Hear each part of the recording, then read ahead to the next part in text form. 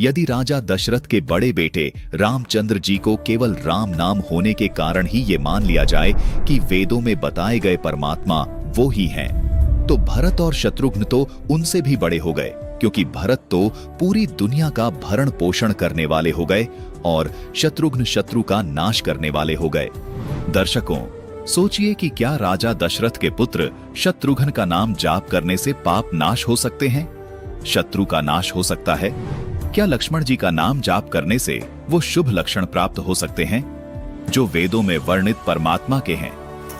दर्शकों, इन सभी बातों से सिद्ध होता है कि राजा दशरथ के पुत्र श्री रामचंद्र जी वेदों और गीता में बताए गए परम अक्षर ब्रह्म नहीं है। सतगुण श्री विष्णु जी के अवतार श्री रामचंद्र जी हुए हैं, जो केवल 3 लोक में एक विभाग यानी सतोगुण विभाग के स्वामी हैं, यानी पृथ्वी लोक, स्वर्ग लोक, पाताल लोक में एक विभाग के स्वामी है। इसलिए इनको त्रिलोकीनाथ भी कहा जाता है और परम अक्षर ब्रह्म को वासुदेव कहा जाता है, क्योंकि वो परम अक्षर ब्रह्म सर्व का मालिक है। उसी को आदि राम कहते हैं। परमात्मा कबीर जी ने सूक्ष्म वेद में बताया है कि राम राम सब जगत बखाने, आदि राम कोई बिरला जाने। निर्गुण सरगुण 2 धारा हैं।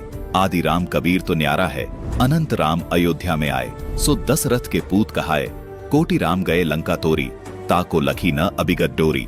आदि राम कबीर सरबंगी, अभिगत अस्थिर अचल अभंगी। गरीब पार ब्रह्म सत कबीर है, कीमत मोल न तोल। बिना उजन अनुराग है, बहुरंगी अनमोल। अभिगत राम कबीर है, चकवय अविनाशी। ब्रह्मा विष्णु वजीर हैं, शिव करत खवासी। दर्शकों, ये सब प्रमाण और तथ्य ये स्पष्ट करते हैं कि राजा दशरथ के पुत्र राम का नाम इसीलिए रामचंद्र रखा गया क्योंकि वशिष्ठ जी को पता था कि राम नाम पूर्ण परमात्मा का उपमात्मक नाम है।